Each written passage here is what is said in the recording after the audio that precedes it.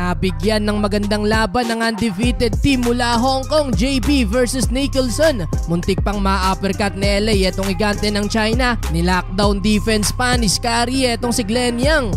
Heto na ang unang beses na mapapalaban sa isang bigating team ang Bay Area Dragons kontra yan sa Barangay Ginebra matapos silang manalo ng 4 na sunod.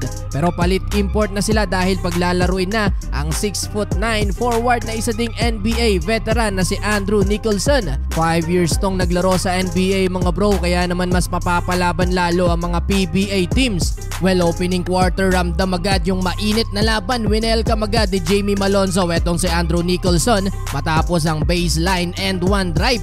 Bawi naman agad ang import ng Dragons, skyhook kontra sa depensa ni Brownlee. Pero nagsisimula pa lang pala uminit ang opensa ng Ginebra. Sigawan ng crowd sa arena mga bro matapos ang monster dunk na to ni Jamie Malonzo.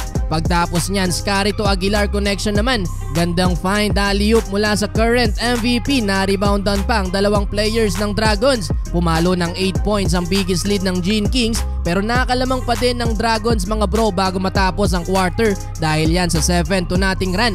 Kamuntikan pang ma-uppercut ni LA etong si Lu Juanzeng nang maagawan ng bola 28-26 end of first quarter.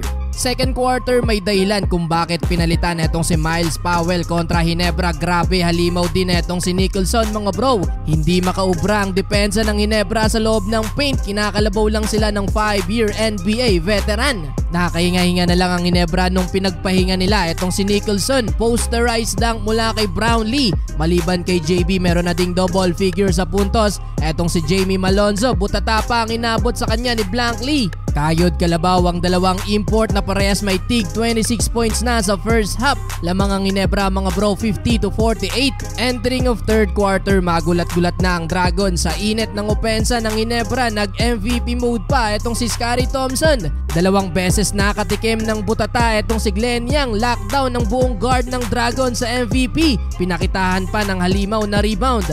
Under 6 minutes ipinasok ang rookie na si Jeremiah Gray. 5 points agad ang naiambag nito mga bro, isang tres at layup mula sa agaw ni Scary Thompson. Tinapos ni Brownlee ang third quarter mula sa tough 3-pointer sa corner. 19 points ang inahabol ng Dragons, 85-66. Well, fourth and final quarter mga bro, patuloy pa din ang paglobo ng lamang netong Ginebra at hindi na pinalaro pa ang import ng Dragons na si Andrew Nicholson. Grabe ang ginawa nila sa import ng Dragons mga bro. 2 points lang ang nagawa nito sa second half na may total na 28 points sa pagtatapos ng laban.